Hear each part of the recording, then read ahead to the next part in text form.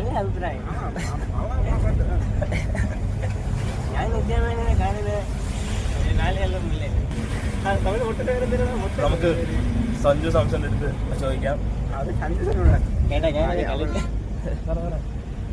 ഏട്ടാ പണ്ട് തൊട്ടുള്ളതായിരുന്നു അത്.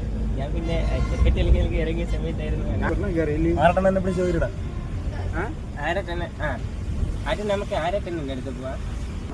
അപ്പൊ നമ്മുടെ കൂടെ ഇന്ന് ആരട്ടെന്നാണ്. അപ്പം ആരട്ടെന്നെ അടുത്ത് നമുക്ക് ഇന്നത്തെ കാര്യം ചോദിക്കാൻ പറ്റുന്നത്. അപ്പൊ നമ്മുടെ ഗസ്റ്റ് ആരട്ടെന്നാണ്. ആരട്ടെന്നെ എന്താണ് പറയാറുള്ളത്? സംഭവം സൃഷ്ടിയാണ്.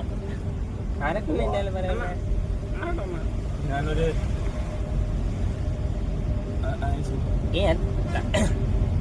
നിത്യമേനോന്റെ സിനിമയ്ക്കാണ് ഞാൻ അവിടെ വന്നിരിക്കുന്നത്.